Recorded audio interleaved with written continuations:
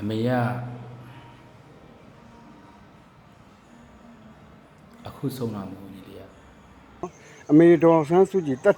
ရှိထင်ရှားမရှိတော့ပါဘူးလို့နော်ကျွန်တော်တငယ်ချင်းကကျွန်တော်အကြောင်းကြားလာတယ်နော်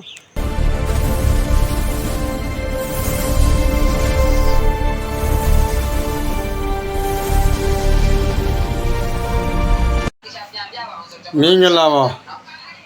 ကျွန်တော်တို့အမိမြန်မာနိုင်ငံရဲ့မိခင်ကြီးအမေတော်ဆန်းစုကြည်တက်ရှိရှင်ထင်ရှားရှိတယ်ဆိုရင်မင်းအွန်လိုင်းဆိုတဲ့နွားခွေးတလိပ်ဆန်လက်ပူးလက်ကြလူမြင်ကွင်းမှာထုတ်ပြပါလို့ကျွန်တော်ကတောင်းဆိုပါတယ်စစ်ကောင်စီအုပ်စုတစုအမြန်ဆုံးအမေတော်ဆန်းစုကြည်တက်ထိထင်ရှားရှိနေတယ်ဆိုရင်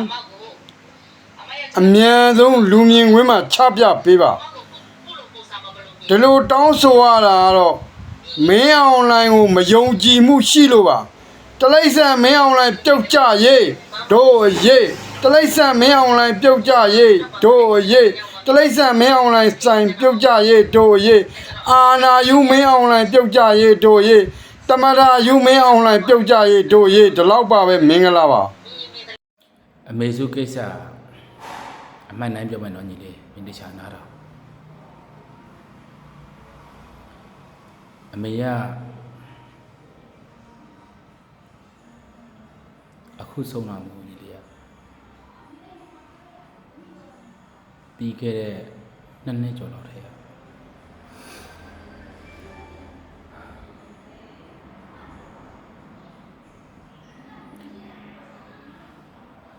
မပြောထွက်လို့မပြောတာရဲ့တည်မသေးချာမှာကြောက်လို့မပြောတာရဲ့နော်မင်းကိုကြီးမင်းတို့နောက်ခဲ့ဘူးလားမင်းကိစ္စနဲ့ပတ်သက်လို့ကြောက်ပါကွာ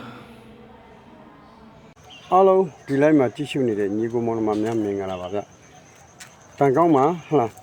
UN တန်ရုံးရှိမှာဆန္ဒပြတဲ့ညီကိုမောင်နှမများလည်းမင်္ဂလာပါလို့เนาะကျွန်တော်အနုညွတ်မြတ်တာရက်ခံပါတယ်အခုကျွန်တော်ရဲ့တငယ်ချင်းဒါကတော့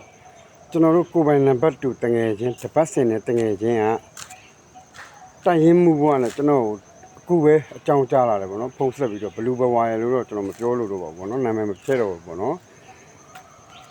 သူကိုယ်တိုင်ပေါ့နော်မေတော်ဆန်းစုကြည်ကိုတွားပြီးမကြည့်ခဲ့ရပါပဲ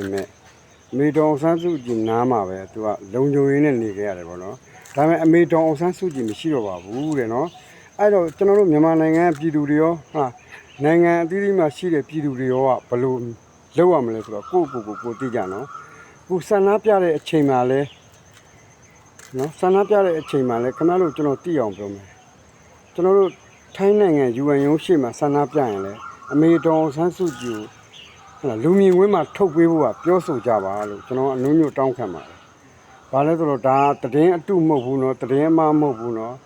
စစ်သားမှာလဲစစ်သားရဲ့အတိမိတ်ဆွေရှိတယ်ကျွန်တော်တို့ကအရင်တော့စစ်သားဟောင်းတယောက်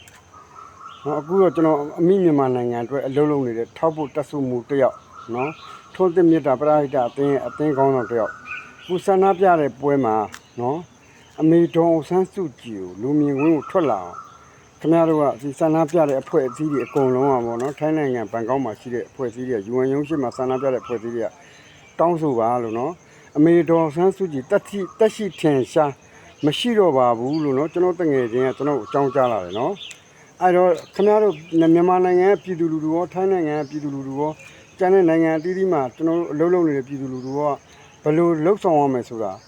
ဆန္ဒပြတဲ့တန်ယုံတွေတိုင်းမှာအဲ့လိုလှုပ်ဆောင်ကြပါလို့ကျွန်တော်အနုညွတ်မြတ်တာရက်ခံပါတယ်ဗျမင်္ဂလာပါနော်ကျွန်တော်ဘယ်လိုလဲဆိုတာသိပါနော်အားလုံးမင်္ဂလာပါ